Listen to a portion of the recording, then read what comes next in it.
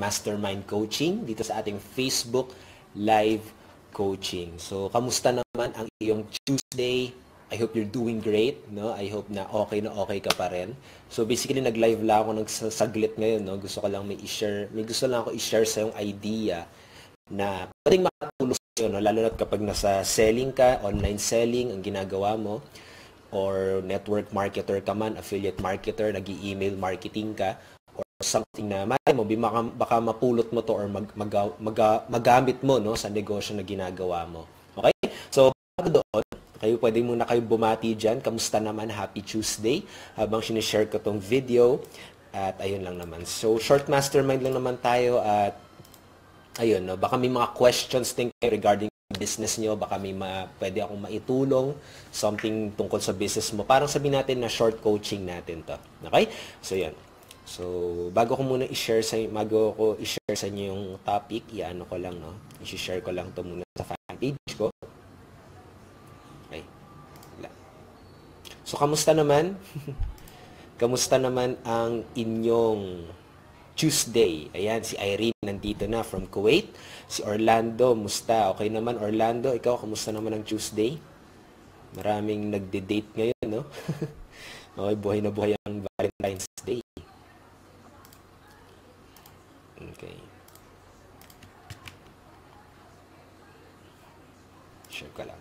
Okay. So, basically, no, dito lang, no, nag-live lang ako dahil may gusto akong idea na i-share sa inyo na pwedeng makatulong sa ginagawa nyo kung nagko-close man kayo ng sale, nag-email marketing man kayo, or nag-online selling man kayo, basta kumakausap kayo ng prospect, no?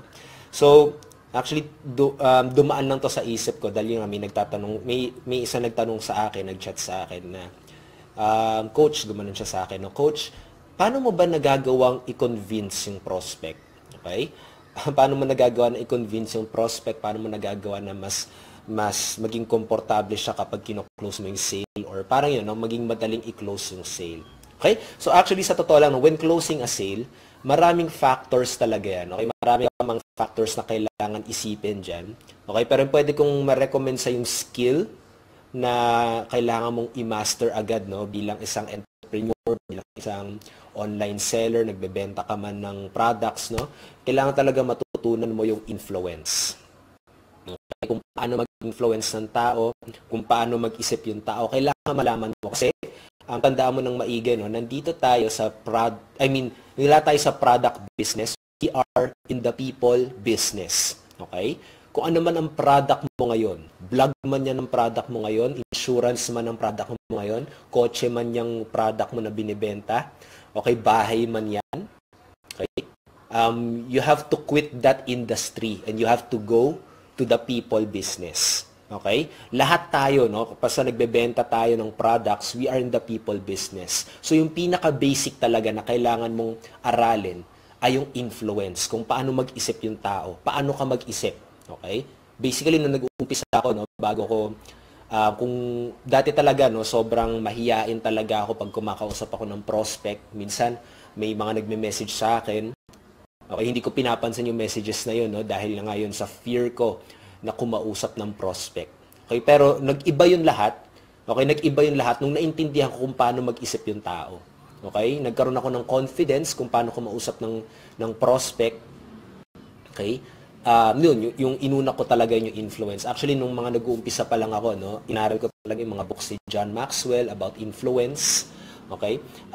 Isa pa yung Influence by Robert Cialdini nandoon, no? So, yun yung nare-recommend ko talaga na pwede mong aralin agad pagdating sa closing a sale. Okay? So, yan, sabi ni Orlando, in love daw. Okay na, coach, in love.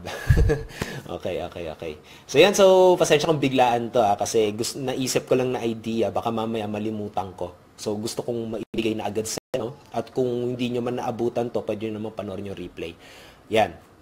Yes, sa dami nga nalilito ka tuloy if ano mas komportable. Hindi mo na sure na reply ganun nangyayari sa akin, coach. Okay, so yun. Si Irene daw may sharing, no? So, minsan nahirapan daw siya sa pagkausap. So, yun. Magkakaroon ka talaga ng confidence sa kumausap ng prospect kapag alam mo kung paano siya mag-isip. Kapag alam mo kung paano ka mag-isip at alam mo kung paano kumausap ng, yun, magkakaroon ka ng confidence. So, yun na nga, pagdating kasi sa closing a sale, no versus no yan. Okay, kapag lagi ka Kapag lagi ka nakakatanggap ng rejection, lagi ka nakakatanggap ng no, baka kulang ka sa knowledge, K-N-O-W. Okay? So, kailangan mo mag-invest sa sarili mo. No? Kailangan mo magbasa ng books, aralin ng maigi kung paano ba. Okay? Paano ba kumausap ng prospect, paano ba siya mag-isip. Okay? So, ano bang idea na gusto ko i-share sa inyo? So, medyo malaking topic yan pagdating sa influence. No? Napakalaking topic niyan, ang daming kailangan aralin dyan. No? Pero may isang gusto akong focusan ngayon na pwede mong magamit agad sa negosyo mo. Okay? At ito yung power of social proof. Okay? Actually, itong social proof, napaka-powerful nito pagdating sa marketing. Okay? Ano ba itong social proof? No? Ang mga tao, ang mga tao mahilig makiuso. Okay? Ang mga tao mahilig makiuso or pupunta siya doon sa saan yung mga karamihan, kung saan yung mga taong yun. Okay? Naranasan mo ba yung ganito? Kapag lalabas ka ng bahay, kakain kayo sa labas, sabihin natin ng family mo, or ng girlfriend mo, or ng asawa mo, okay? Or ng magulang mo, kung saan man kayo pupunta. Tapos hindi mo maisip-isip kung saan kayo kakain. Okay? Talagang walang plano. Talagang lumabas lang kayo tapos maghahanap kayo ng restaurant. Okay? So, naranasan mo ba yung ganito? Dumaan kayo sa isang restaurant. Tapos, nakita mo dun sa restaurant na yan, walang kahit sino, no? Walang tao talaga nandoon. Okay? Anong nararamdaman mo nung nakita mo yung restaurant na yon, no? Kung walang taong kumakain doon. 'Di ba? Depende na, syempre magkaiba tayo ng isip, 'di ba? Pero majority ng mga tao isip nila hindi masarap ang pagkain diyan, no? Baka hindi sulit yung pagkain diyan kasi walang kumakain. Okay? Ngayon, may isa ka pang restaurant na nakita, punong-puno naman ng tao. Okay? Actually, makakakain kayo doon, no? Pero ang dami namang tao, no? Lagi mo na observan pag dumadaan ka sa kalye na 'yon, no? Lagi ang daming kumakain doon, lagi maraming tao, no? So, common sense, no? Pagdating sa common sense, doon ka pupunta sa maraming tao. Kasi alam mo, parang, oy, marami nag-e-enjoy dito, marami siguro masarap yung pagkain doon. So, doon ka pupunta. Okay? Ngayon, paano mo naman yung gagamitin, no, sa business mo? Paano mo yung gagamitin kapag may kausap kang prospect or kahit man sa marketing mo? Okay? Mas naniniwala kasi yung tao kapag yung yung magbibigay ng reaction, iba yung magbibigay ng opinion. Okay? Katulad, pwede mo ilagay sa marketing mo, over 1,000 Filipinos. Pero dapat, exact ka talaga, no? Exact ka talaga pagdating sa paglalagay mo ng numero doon sa marketing mo. Kasi syempre, credibility mo yon. Okay? Katulad, kapag nagpo-promote ka ng team, network marketer ka, lagi mo ilagay doon kung ilan na ang members, no? Kapag magsasalita ka ng videos, katulad pinopromote mo yung team mo, pinag-uusapan mo yung team mo, gusto mo mag-join sila sa'yo, or kino-convince mo sila tungkol sa team mo, pwede mong sabihin doon na meron na kaming ganitong number of members. Okay? Pwede mong sabihin na gano'n. Actually, meron na kami ganitong number of members. Okay? So, yun yung pwede mong sabihin. Mas nagiging credible yun at mas nagiging, yun, na-activate doon yung social proof, no? Yung parang example na pagdating sa restaurant, no? Kapag may mga tao doon, syempre mas pupunta talaga yung tao doon kasi naisip nila, mukhang maganda dito, Okay? Mukhang maganda dito. Okay? Yung mga ganun mga bagay. Basta yung mga tao no mahilig makiuso. Okay? So, paano mo, yun na nga. So, ganun mo siya pwedeng i-apply pagdating sa business mo. Okay? So, pagdating sa dito, no, isa pang way kung paano mo i-apply yung social proof by using testimonials. Okay, napaka-powerful ng testimonials pagdating sa online business, no? Kasi lagi nagsi-speculate yung mga prospect natin diyan, no? Kung totoo ba yung ginagawa mo, kung may iba bang gumagawa niyan, okay, kung may iba ba kayong customers, yung mga ganun, baka mamaya ikaw lang pala nandiyan, no? So paano magkakaroon ng testimonial? Kasi yun na nga, ang mga prospect, okay, mas magiging credible ka para sa kanila kapag may mga testimonials ka. Okay, itong mga sinishare ko sa inyo, no, ito rin yung mga mismong ginagamit ko at yun na nga, nung share ko yung mga videos yun about testimonials, mas dumami, nakapag-attract ako ng mga prospect na sinasabi nila, napanood nila yung testimonial na yun. Okay, at ayun, mas lalo niya ako nilapitan kaysa dun sa mga karaniwan na nagpo-promote. Okay, ngayon, paano ka magkakaroon naman ng testimonial, no? So, ito yung kailangan mo i-activate dito or kailangan mo i-access talaga dito, yung network mo. Okay? Kapag nag-build ka ng team, katulad yun ng network marketer ka, tapos meron ka nang na-recruit, meron ka nang naging customer, may bumili, or sabihin natin hindi ka man nagbi-build ng team, meron ka mang, sabihin natin na meron ka mang product na pinopromote, tapos meron kang customer, ang pwede mong gawin ay humingi ka ng testimonial sa kanya. Ngayon, wag lang basta-basta hihingi, no? Pwede naman, depende na kung talagang sobrang tuwang-tuwa talaga siya sa product mo. Okay, yung mga ganong mga bagay. Pero, para magawa mong mas lalo sila, no? Mas lalo silang bigyan ka ng testimonial, ang pwede mong gawin, mag-isip ka ng something na win-win situation. Okay? Ano tong win-win situation? Ganito yung ginawa ko nung nag-uumpisa ako, no? Nung wala pa nagte-testimonial sa akin, no? Wala pa nagsasabi kung anong ginagawa ko, kung paano nakatulong sa kanila. Okay? Ganito yung ginawa ko. Sinabi ko sa kanya na customer ko na siya or downline ko na siya, no? Ibig sabihin, naging customer ko na siya, na-guide ko na siya, okay naman siya, no? Happy naman siya sa pag-guide ko sa kanya. Ganito yung ginawa kong deal para sa kanya, no? Nung sinabi ko sa kanya, bibigyan ko siya ng testimonial, basta bigyan niya rin ako ng testimonial. Okay? So, parang gano'n, no? Parang gano'ng klaseng deal, no? Hindi mo naman kailangan bayaran yung tao or something katulad, kung wala man, no, sabihin natin na pwede mo kung nagbebenta ka man ng product, pwede mo sabihin na bibigyan kita ng libreng ganito. Okay, libreng ganito basta pagbigyan mo ako ng testimonial. Okay, para makaipon ka, no? Makaipon ka ng testimonial, mas tumaas yung social proof para sa iyo. Okay, mas maging credible ka. Okay? So 'yun. At yun, ganun kalakas yung social proof, no? Yun yung mga pwede mong starting steps na pwede mong gawin, lalo na kung nagsisimula ka pa lang at wala ka pa mga testimonials, wala ka pa nakukuha mga positive comments mula sa ibang tao. Make sure yung kausapin mo talaga ay naging customer, no? At talagang siguro din mo na natulungan mo yung taong yun. Okay? Kasi kapag sabihin natin napilitan lang yung taong yun, no? Tapos di mo naman natulungan, okay? Medyo mas maganda kasi, no, mas powerful yung social proof, mas powerful yung testimonial kapag talagang from the heart, no? From the heart talaga galing yan mula sa prospect mo. Okay? So, yun yung pwede mong gawing isang bagay doon. Ngayon, paano mo pa i-apply itong social proof, no, pagdating sa pagkakausap ng prospect? Okay? Usually, kapag kumakausap ako ng prospect, lagi ko binabanggit, ayun, kung ilan yung mga members, ilan yung mga customers, okay? Katulad nagtatanong siya minsan, no? Pwede yung product niyo ba? Pwede ba yan sa mobile? Yung mga ganun, no? Pwede ba yan sa cellphone? Cellphone lang kasi meron ako eh. Gumagano'n siya, no? Mas madalas sinasabi ko sa kanya, actually, most of our members din ay ginagamit ang mobile. Okay? Most of our members wala din silang laptop pero nagagamit nila yung negosyo or nagagamit nila yung products gamit yung mobile phone nila. Okay? So, sa most of our members, okay, yun, doon ko na ina-apply yung social proof, no? So, baka isipin nyo, no, sobrang liit lang nung dinadagdag ko, no? Pero, malakas na power talaga yung pagdating sa kumakausap ka ng prospect. Okay? At saka credible naman ako kasi marami naman talagang members ang gumagamit nyo, no? At magagaling na ang mga prospect nyo, no? Yun na nga, make sure kung ano man ang sabihin mo sa kanya, talagang totoo siya. Okay? Magagaling mag-research ang mga prospect, no? Nalalaman agad nila yan. Okay, kaya don't ruin your name. Okay, siguro yung ano man sasabihin mo sa kanya, ay talagang totoo. Okay? Kaya yung kasi pag nalaman niya yan, syempre, kesa good positive comments pa ang makuha mo, pwedeng ikalat pa niya yung mga negative comments, no? So, make sure talaga na positive. Na talagang credible yung binibigay mo sa kanyang data. Okay? Kasi katulad ganito, no? Kapag may mga team ka naman, di ba? Kapag may team ka, make sure na ilagay mo sila sa isang group page mo, tas doon, malalaman mo na kung ilan yung members doon. Pwede kang maging specific sa prospect mo.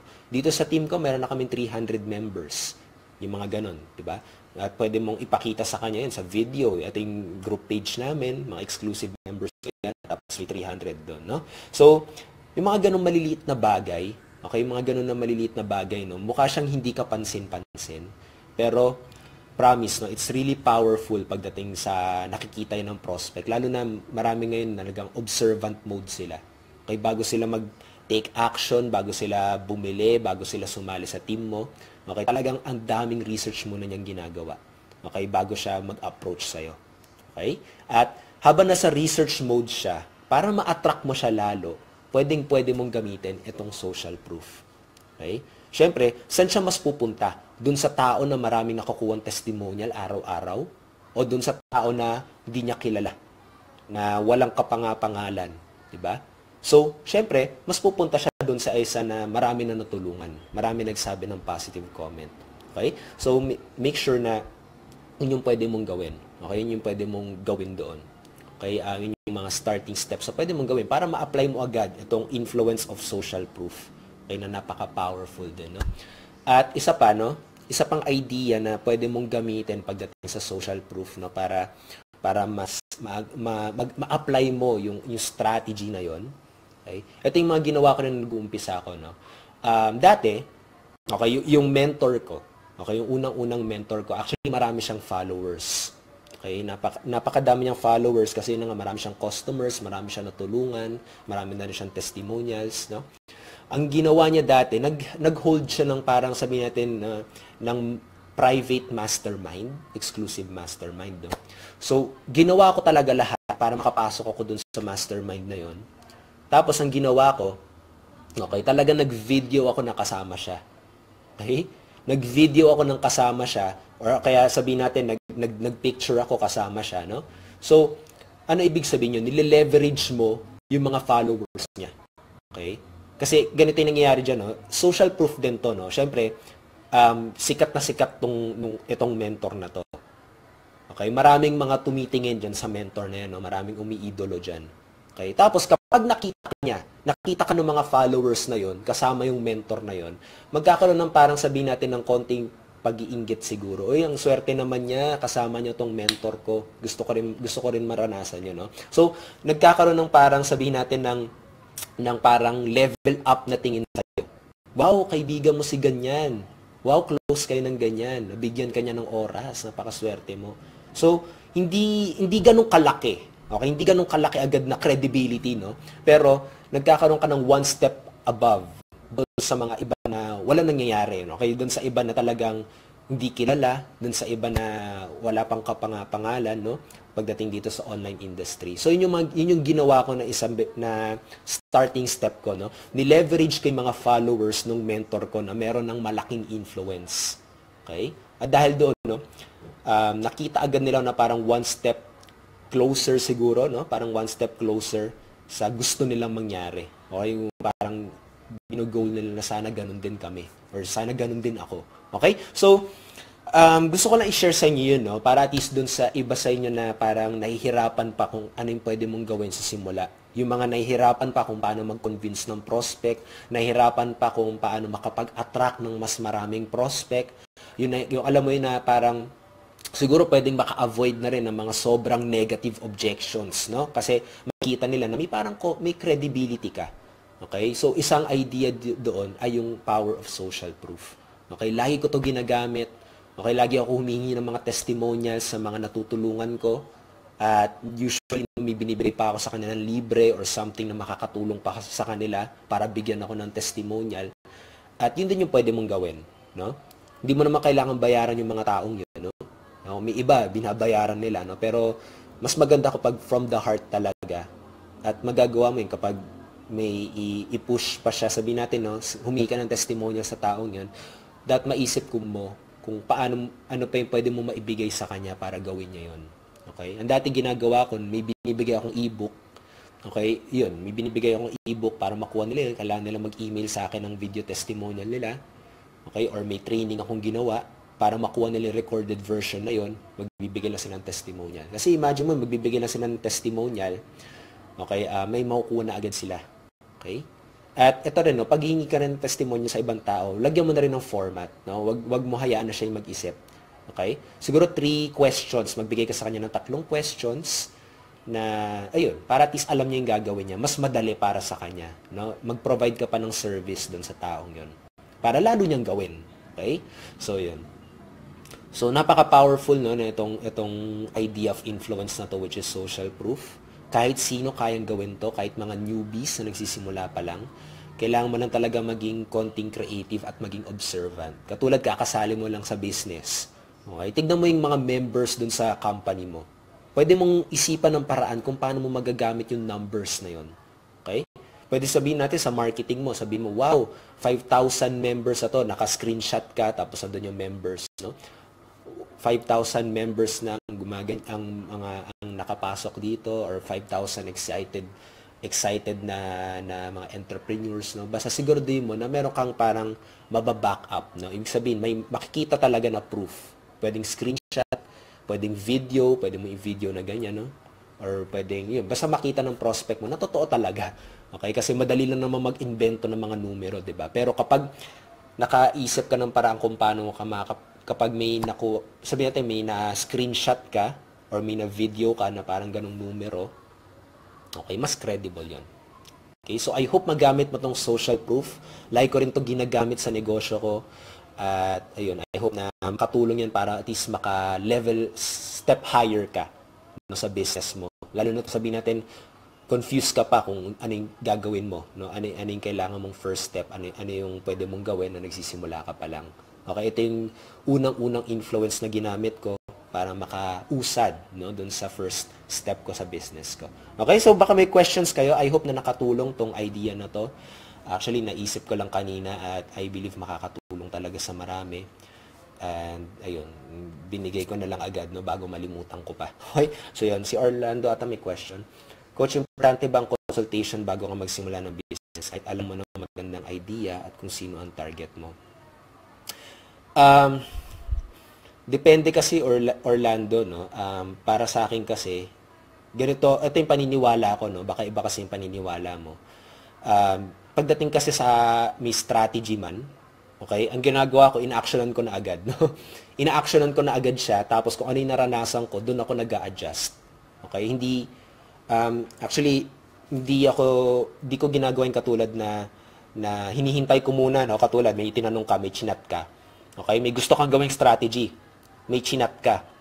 Hindi pa nagre-reply, no?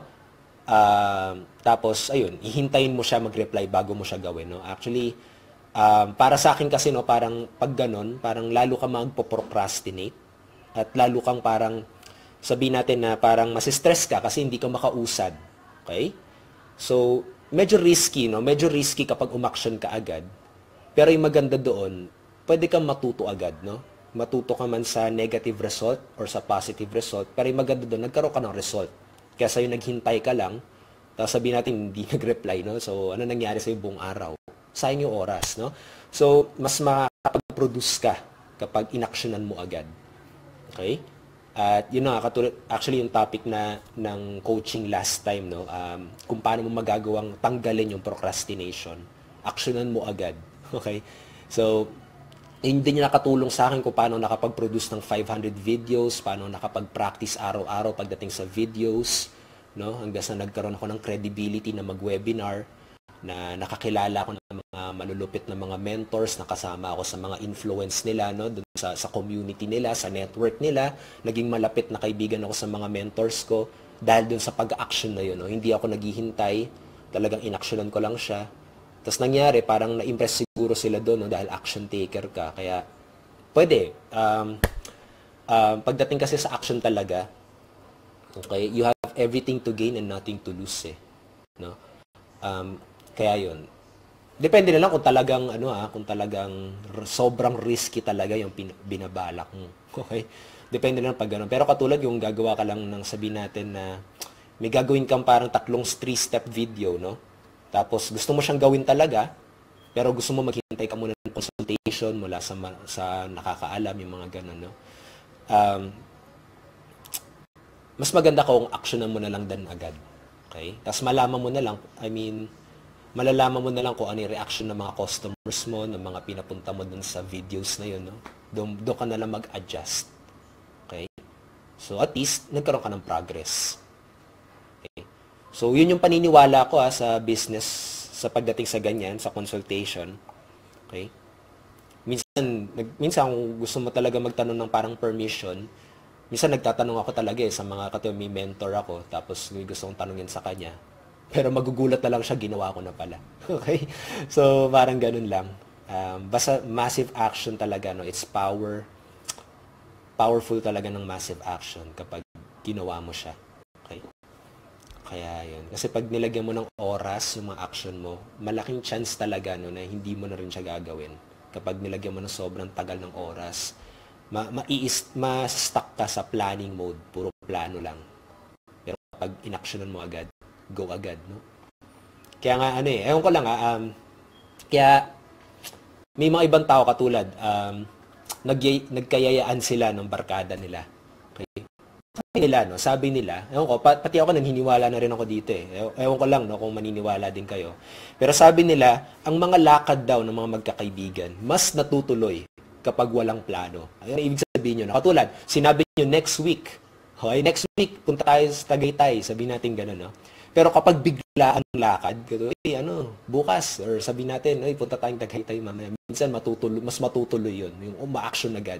Kesa yung pinaplano, iniisip, kasi nilalagyan ng oras eh. Habang may oras yan, ay isipin, parang, ano yata, no? Parang sayang. Or parang walang kwenta itong lakad natin.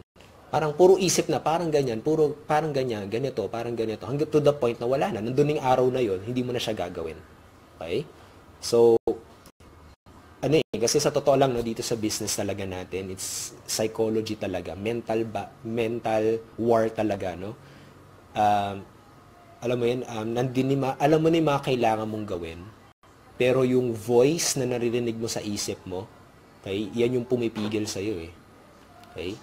Kaya, paano mo mariremove yung voice na yan? Gawin mo na lang din agad siya. Okay? Bago pa siya magsalita, nagawa mo na dapat. Okay? So, yan.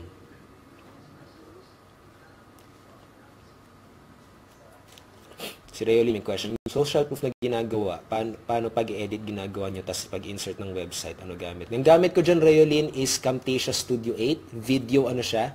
Video editor siya, no? So, may mga clips ako, katulad, may mga clips ako mula sa mga speaking engagement ko. Tapos nilalagyan ko na ng text, ganun lang, no? So, kasi, syempre, diba, nagsisimula pa lang karamihan sa inyo, wala pa kayong mga ganong klaseng clips. So, pwede naman kahit normal lang, natural lang, okay? Pwedeng lagyan mo na ng title, yung ganun. Okay? So, be creative na lang pagdating sa ganun. Basta ginagamit ko, Camtasia Studio 8. Video editor siya. Ganun lang ginagawa ko. Pinapatong-patong ko lang siya. Tapos yung testimonial. Tapos nilalagyan ko ng music. Tapos nilalagyan ko ng text. Ganun lang siya. Okay? So, yan. May mga questions pa ba kayo regarding dito, no, sa business, pagdating sa pagkausap ng prospect?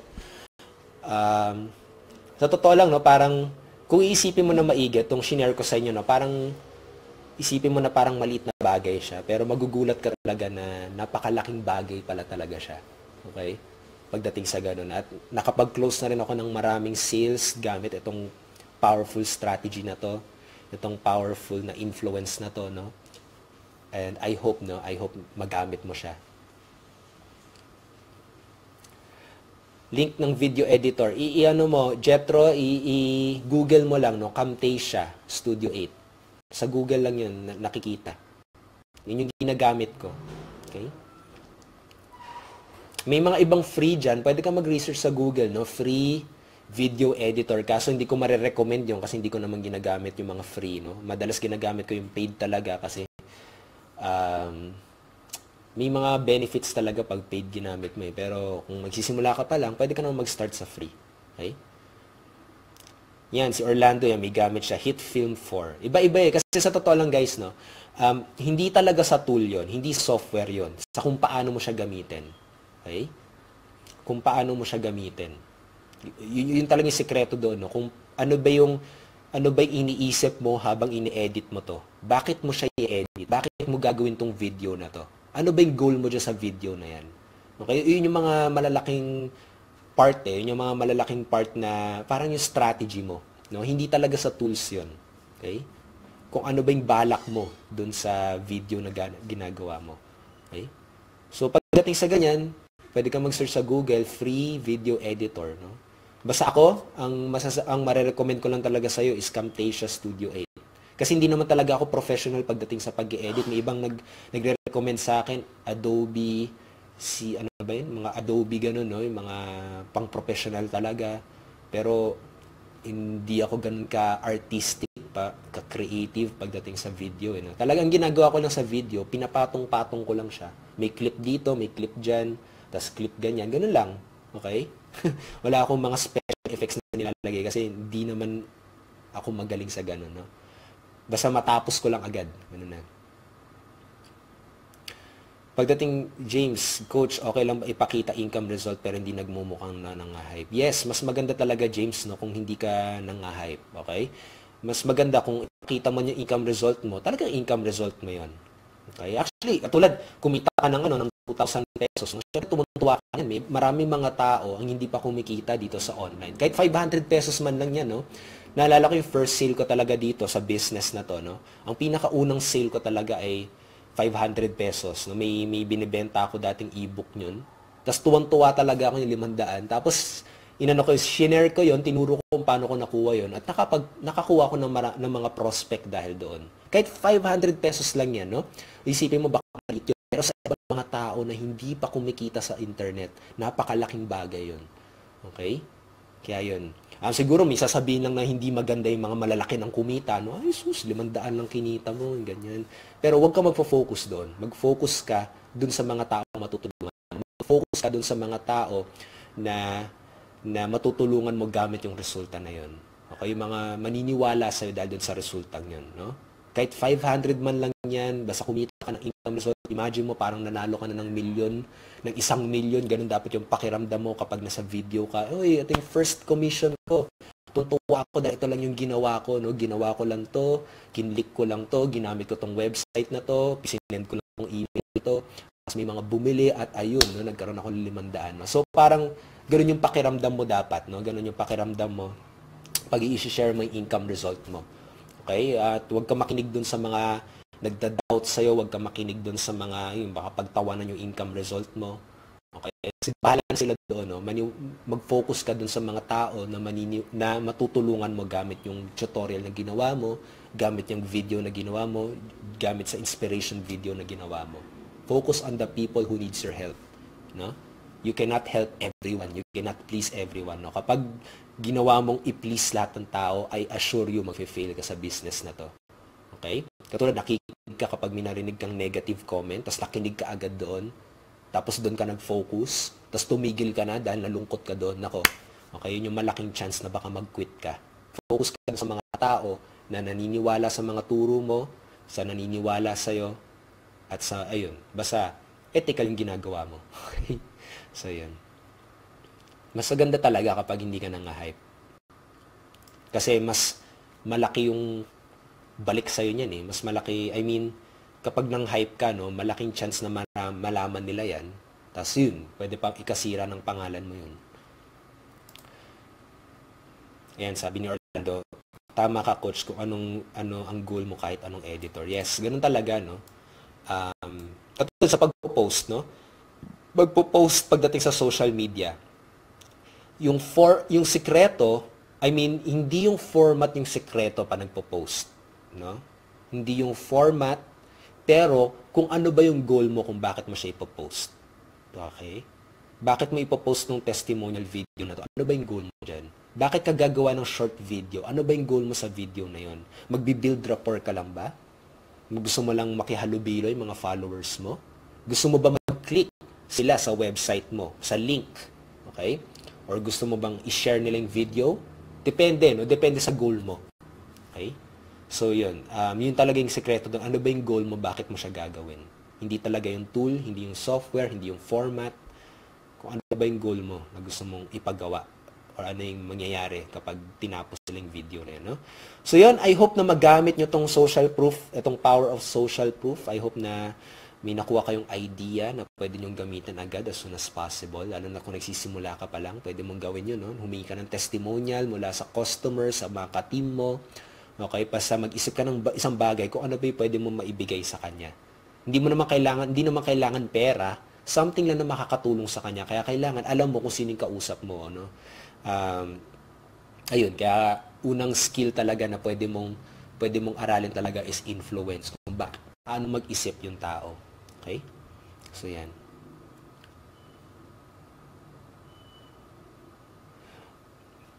Ayan, so bibhingi ng suggestion. So yun, Jetro, okay, that's good naman na ipipm mo. Pero ang pinakamagandang feedback na pwede mong makuha talaga mula sa mga tao na talagang matutulungan mo. No? Katulad kasi, may mga nag-PPM din sa akin ng mga ganyan, no?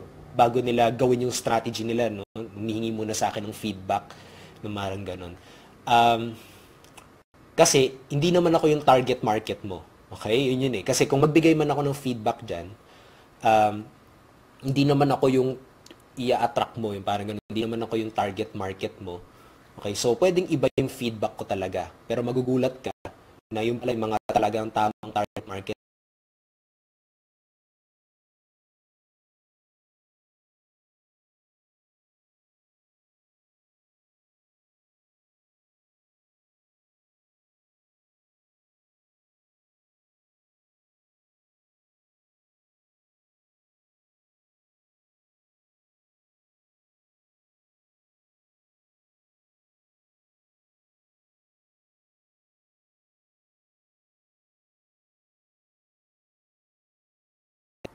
Yun, putol, no?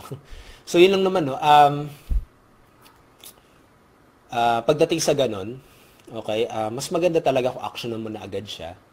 Okay? At malaman mo yung feedback mula or suggestions mula dun sa mga taong tina-target mo talaga. Okay?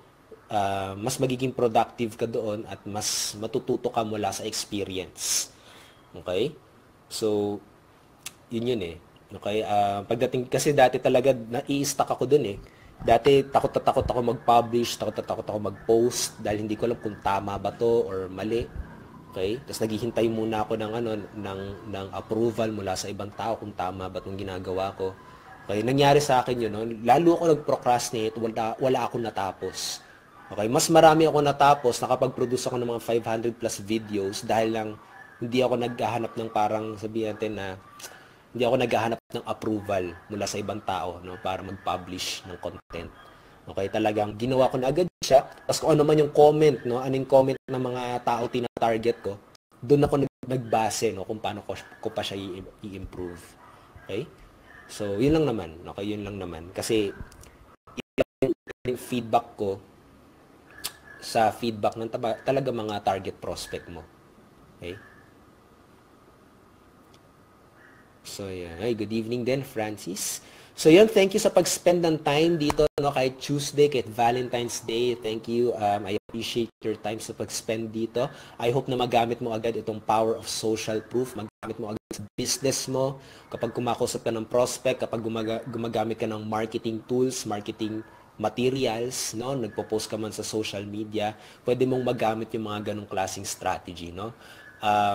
Mukha siyang maliit, mukha siyang hindi kapansin-pansin na strategy, pero mas malaking chance talaga, no? Mas malaking chance na maka-improve ng conversion mo, mas malaking chance na ma-convince mo yung prospect mo, mas malaking chance na mas maging komportable sila na ibigay nila yung pera nila sa'yo para ma-close mo sila kapag ginamit mo itong social proof, no? So yan, I hope na marami kayong napulot na ideas dito. Once again, I'm Raymond Gerald Tabaque. Pwede kayo pumunta sa blog ko, blog.raymondtabaque.com. Thank you sa comments, sa likes, sa mga umaten. Salamat, no? Orlando, Irene, Richard, Leo Jude. Hindi ko pala nabati si Leo Jude. Yeah, good evening from Taiwan. Melinda, good evening din sa'yo, Melinda. Hindi ko pala nabati, pero thank you sa pag-attend. Si Rayolyn, si Jethro, si James, si Francis. Ayan. Thank you sa pag-attend. Hope to see you again in our next coaching. I hope na nakatulong to. At ayun, have a great evening. God bless.